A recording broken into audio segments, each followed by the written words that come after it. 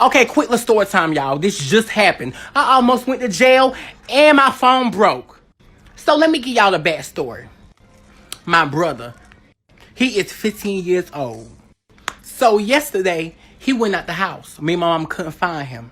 So he had my other iPhone, which is the iPhone I'm on right now, right? So off this phone, I tracked that iPhone to find out where he was at. And he was in this building behind my house, right? So my mom went over there like, get out the building. Come to find out, he was over there with like 6 boys and 2 girls. So my mama mad because she like, why is you in this building with these 2 girls and it's nothing but boys? That don't look right. So she looking around. They punched holes in the wall. They had food all over the floor. They were charging their phones and everything. Mind y'all, they wasn't supposed to be in the building. The building belonged to the rent people. They went in that building and broke the lock and got in. So now my mama heated. She like, you ain't finna get me put out. You ain't finna get me put out. So after that, police got called. He ran. He never come home. He came home 7 o'clock this morning. My mama want to be all nice and let him in. So we go get a COVID test. After the COVID test, we went to the food line because I'm finna cook some breakfast. Let me show y'all the breakfast I was finna cook. Some sausages, some orange juice. I also make some French toast and stuff. So I tell my brother, help me out. I'm finna cook breakfast. I need you to take the trash out. He said, no, man, I ain't finna do none of that shit. So now you getting rude. So now I say something smart back. You is finna do that because I'm finna cook you some breakfast. You can help me out? He wanna walk up and push me. Oh, okay. So what I did was push him back. He wanna fight. I dragged him down them stairs. And we started fighting in the hallway. My mama ran up, broke up the fight. Okay. I go in my mama's car, to cool down, to get my head, off everything. My mama come back out the door to my, we finna get him. I'm like, what's going on? She like, he broke your phone. So I'm thinking, he just talking like he go break my phone or whatever. We walk around looking for him. We couldn't find him. I go through the back of the house. I find my phone on the ground. Like this. Oh, now I'm heated. He texted my mama's phone to my, he finna call the police because I hit him. I did more. So the police pull up. You think I'm scared of the police? I walked right past them 3 police cars and told him to come out that motherfucking door because I'm finna whoop his ass. The police like, calm down before we lock you up. I'm gonna give you 2 warnings. First of all, I don't care about your warnings. And don't tell him to step in the street. My mama said, go home before they lock you up. Go home. Go home.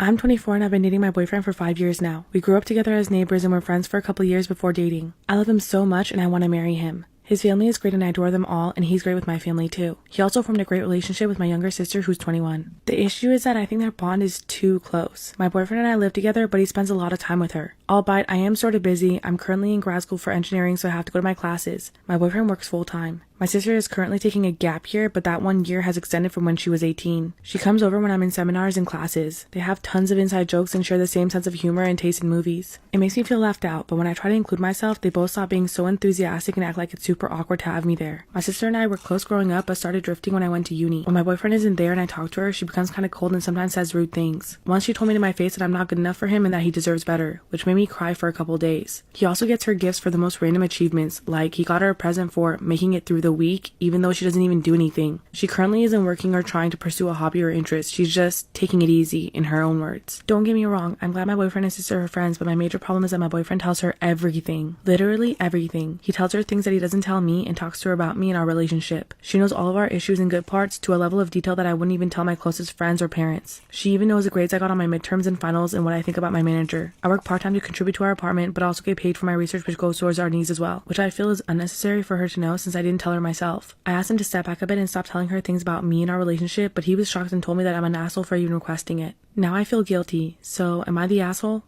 I set up nanny cams in hidden spots in our bedroom and living room area in our apartment. Today happens to be my birthday and I just turned 25. Dee, my closest friend, wanted to take me on a day trip yesterday. My boyfriend agreed and said that we'd do something the next day on my actual birthday. I told him that I'd be out from 8 in the morning and I'd be home by 8 or 9 p.m. Dee took me out, but she noticed I was feeling a bit off. I was still thinking about something shady going on between my boyfriend and my sister. I ended up spilling everything while we were eating lunch. Dee was outraged on my behalf and agreed that something was off. She asked if I wanted to cut our day short and drop back home to see if anything was happening, and convinced me by saying that it's better to find out today than tomorrow. I realized we could have checked the nanny cams, but for some reason we forgot about them in the heat of the moment. Honestly, I'm kind of glad I didn't check because I would have started ugly crying in public. I'm guessing most of you know what happened. We drove back home around 4 p.m. I caught them literally in the act. Why were they doing it at 4 p.m.? I don't even know. I just kind of stood there with my arms folded and I hope I had a badass resting bitch face. Although maybe it was more like trying not to cry face. My boyfriend gave me a whole "it was an accident" spiel. I just ignored him and started packing my things. Thank God our lease was up for renewal within a month. He begged me and eventually yelled at me for packing up. The funny thing is, I bought most of the furniture and supplies. So, me being slightly petty, packed as much as I could. Dee helped me and we loaded everything up in her car. We left some stuff I couldn't fit, but I'll go back for that later. The whole time, my sister was sitting stoically wrapped up in a robe on my couch. We went back to Dee's house and I had a breakdown. Dee, the angel that she is, provided me with ice cream and fuzzy blankets. My boyfriend spammed me with calls and texts ringing from "I'm sorry, please forgive me, I love you, it was only one time," to "it wasn't my fault, you should have been around more." We decided to check the recordings and lo and behold, it was definitely not just once. I'm really sad that my sister, who used to bake me cupcakes and do karaoke with me, could betray me like this. My boyfriend, well, he was my first, and in hindsight, he didn't really contribute much anyways. Currently, I've been staying with my friend and I've blocked both my ex-BF and my ex-sister. To be honest, it's a huge weight off my back and I know that this won't affect me forever.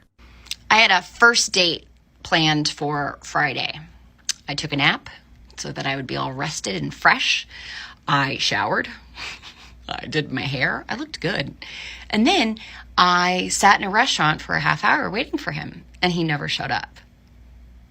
He then called me 2 hours later to let me know that his dad was in the hospital. And then he called me after that to tell me that his dad wasn't actually in the hospital and that he lied. He then proceeded to leave me about 5 or 6 additional voicemails. I would like to present them to you now. And it's Brad again. So it's been an hour, and I haven't really heard from you, which I don't think is very cool. I talked to my friends, and they said I should have heard something from you by now. I know you're busy with work and everything like that, but, you know, I just basically spilled my guts to you and, you know, was super honest with you, and I just don't think that it's fair that you're not calling me back. This is not cool, you know. Not cool. I'm starting to rethink things, and What? I don't know. If I don't hear from you in the next, 30 minutes, I'm sorry. I just don't think it's going to work out. I wanted to call and apologize. I'm super sorry. I just get really upset sometimes. I just haven't been treated very well over the years, and, you know, you said you were different. I thought you were different, and, you know, I just get a little upset when I feel like somebody's not being honest with me after I've been honest with them, because I was honest with you, so I was going to hope you were honest with me. But I still haven't heard from you. It's been a little bit. It's been a few hours, and I just feel like you could respect the situation and me. I could. Not to call me back, but like I said, I just wanted to apologize. I didn't mean to yell, and, you know, that's not who I am. Just give me a call and so we can reschedule everything. And once we do, I can explain to you what type of person I am and how honest I am and just cool and calm and all that fun stuff. So I look forward to talking to you and rescheduling another date with you. So, yeah, I'll talk to you soon. Nothing says I'm cool and calm like I'm cool and calm. I'm the coolest and I am the calmest. I think this one's my favorite. It's the piece de resistance.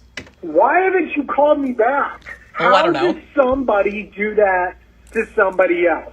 I told you that this has happened in the past.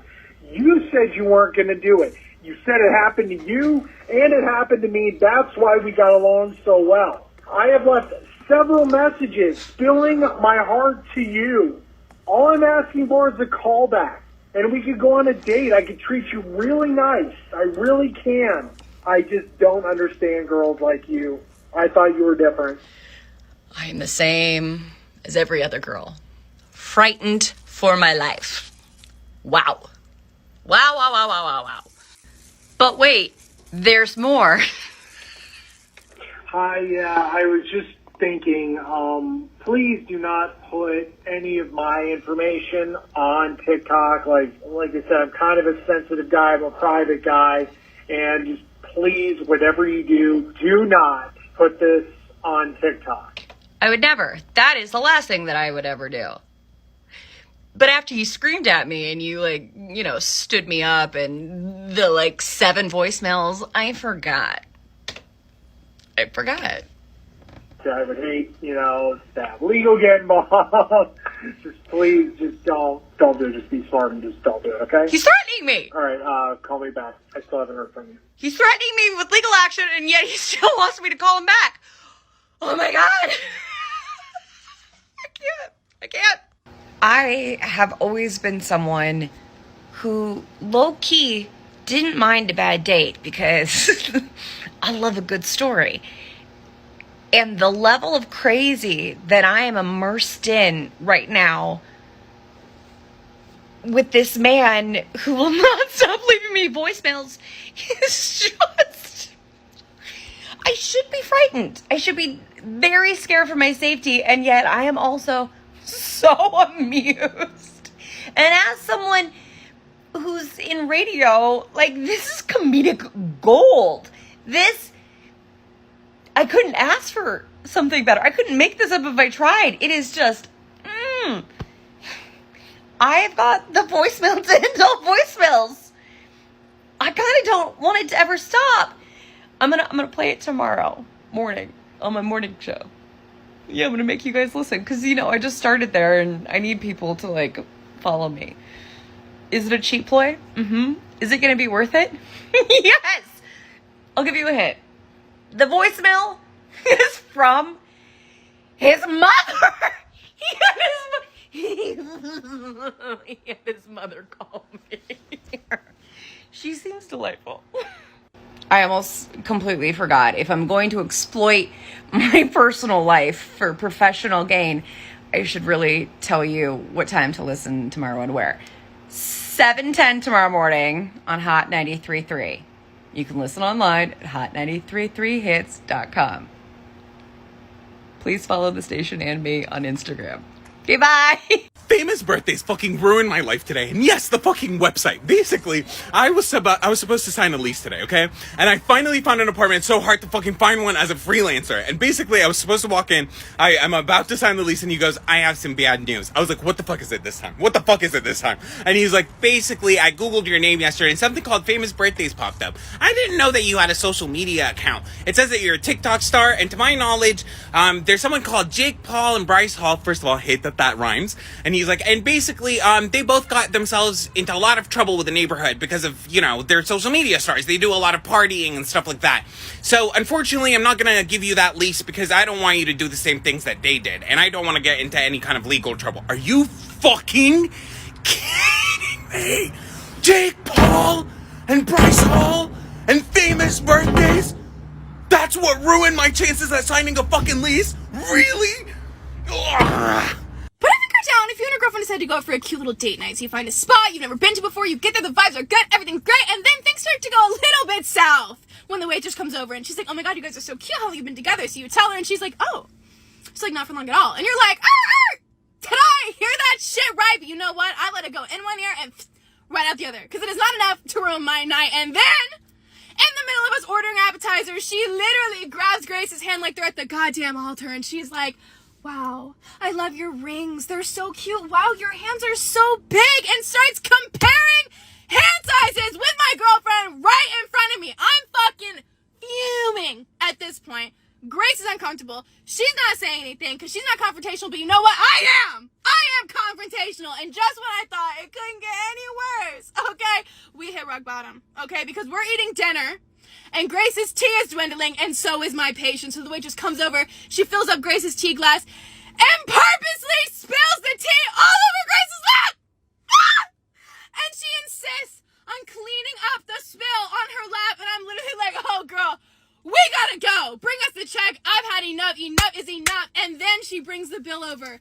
And sure as shit, we check the bill, and on the back of it, it says, your girl doesn't need to know. With her phone number! Oh, so we're gonna gonna give her a little ring.